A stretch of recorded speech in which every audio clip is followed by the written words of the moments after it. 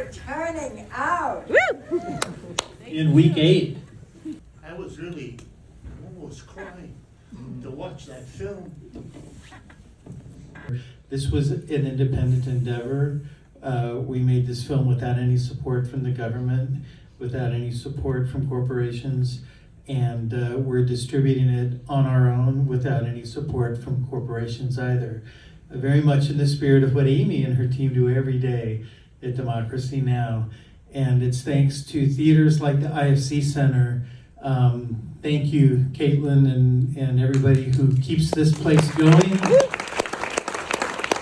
And the conventional wisdom for documentary films right now is people are interested in celebrity-driven films and true crime series. And that's the only things that the corporate media wants to finance when it comes to nonfiction film. They don't even want to finance nonfiction investigative journalism, right? So we're going to prove them wrong with this. We'll see what happens with the latest corporate merger when CNN, CBS, HBO are all under the same roof, owned by billionaire Trump allies. What does it mean for all programs that are, which you think you can just, pull off online? And so, but to be here together also, and I think, Rick, I share your sentiment, but the film that they crafted here is sweeping the country by storm. I just came in on the red eye from Arizona, from Tucson and Phoenix. And we've been on this since April 10th when it opened here. And Caitlin, thank you so much for all of your support. And it goes way beyond that you show up. It's nice that you show up. And it's over, 160, 170 theaters at this point. Each of you who bought a ticket to come here, you really bought 10 tickets. You just had to pay for one. 9 tickets, you open the door for people going to cinemas all over the country, because if it works at the IFC, they are watching carefully.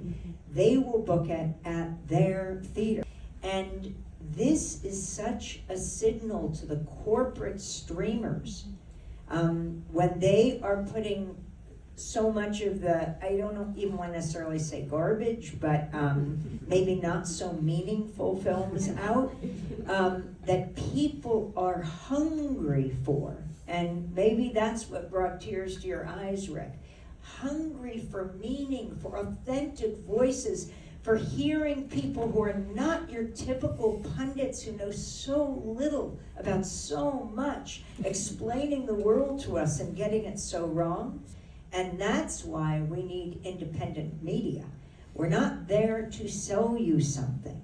When we cover war, we're not brought to you by the weapons manufacturers. When we cover climate change, we're not brought to you by the coal, the gas, the oil companies. When we cover inequality, we're not brought to you by the banks or the financial institutions, but by listeners, viewers, readers like you and not like you, but who deeply are committed to independent media as the corporate media consolidates more and more and leaves so much, as Nermeen said, out of the frame. We, I believe, represent the mainstream.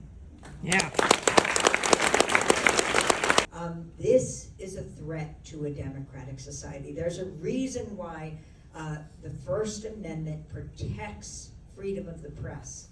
The most important part of that is the public's right to know. You cannot have a meaningful democracy without people having information. The only thing they should be armed with is solid, trustworthy information so they can make their own decisions. They'll come out on all sides of campaign, of candidates, of issues. That's fine.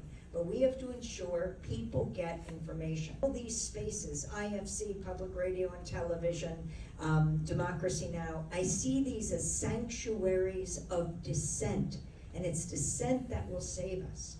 But as for the mainstream, I really do think that those who care about war and peace, those who care about the climate catastrophe, those who care about LGBTQ issues, about reproductive rights, about equality, racial, economic equality, those who care about the immigrant crackdown are not a fringe minority, not even a silent majority, but the silenced majority, silenced by the corporate media.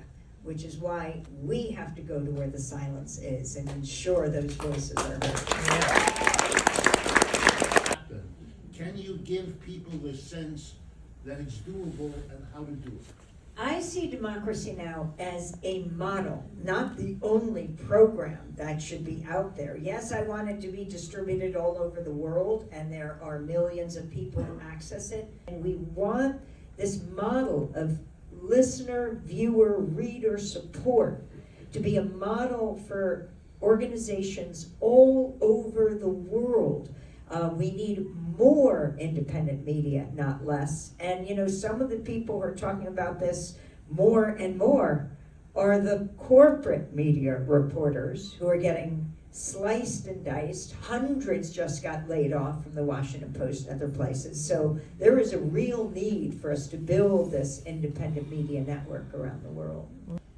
I really do think she's saying to you, and I want to say to you, do it. Go find people you can do this sort of work with. It's very, very important in many ways, probably more than ever. And precisely because Amy is so right about the audience, the hunger. We started with very little. We had nothing going. You know, we have 600,000 YouTube followers now. It's an extraordinary project. Explain what it is. Economic Update. It's a weekly program that offers Amy-type insight into what's going on in the economy. The people at the top, they do in fact know that the audience for this is huge. You know, despite the fact that, you know, we deal with a lot of dark chapters in our, at least in the last 30 years in this film, we hope that people come out of here feeling energized and ready to fight. Ready to bring the fight, and so we want more and more people to see this film, and so you all can help us. You're already a part of it, like Amy said. You've already done a part by buying your ticket here, but also follow us on Instagram. Go to our website if you're interested in scheduling other screenings or other communities where people want to see it. Because this is a person by person, brick by brick effort. So that's what I would say. By the way, the poster was made by Shepard Fairey just a few months ago, which is amazing. He did the Obama Hope poster, and it has at the top, "Go to where the silence is." But you can just post and tag that, and this is the way grassroots action works. You never achieve democracy. You have to fight for it every single day. You think those little things don't matter, like posting an image and one of them goes viral and you make the enormous difference. This is the answer.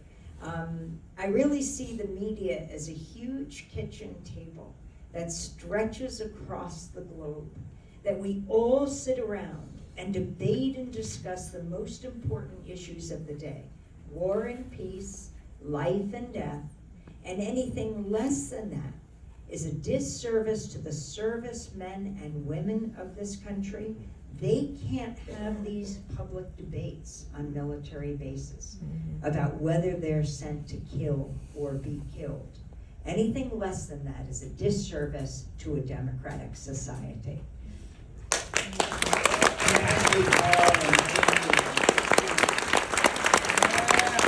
Thank you. Before you leave, we need a selfie, as we do this We must have a with selfie. Rick too. Rick, get back up here. Zazu, you have to smile. Okay, yeah, you. There we go. Yeah, you can do it. Then she goes off to the world.